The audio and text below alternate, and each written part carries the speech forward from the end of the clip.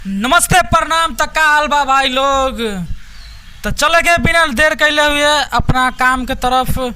जौन जे अभी ग्लोबल म्यूजिक जंक्शन पर आयल बा गाना, जना गाना के नाम बा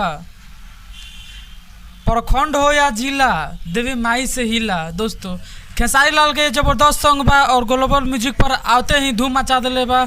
और म्यूजिक सेशन में बात कल जाओ तो नंबर 4 पर तो अभी ट्रेंड भी कर रहा बा। दोस्तों खेसारी लाल यादव के आवाज़ में और खुशी कक्कर के आवाज़ में ये गाना बहुत ही ज़बरदस्त बाटे भाई सब। आप लोग तो जरूर सुन ले हो कि हम ये गाना।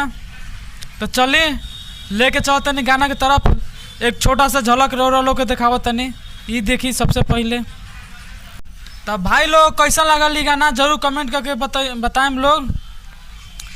कैसे कि जब गाना के शुरुआत होता तो लहर और लागता कि भूकंप आ जाई गाना में। वैसे ही गाना के नाम देवल बा प्रखंड हो या जिला देवी माई से हिला।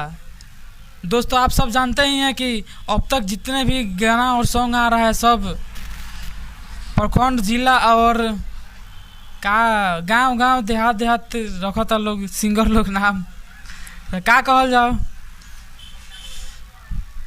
तो चलिए ट्रेंडिंग स्टार खेसारी लाल यादव के ई गाना कैसन लागल और खुशी कक्कर के आवाज़ में जरूर कमेंट करें, बताएं, ज़्यादा से ज़्यादा शेयर करें।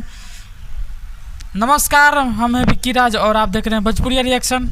बस दोस्तों आज के लिए इतना ही, बस फिर मिल रहे हैं आपसे कुछ अगले नेक्स्ट वीडियो।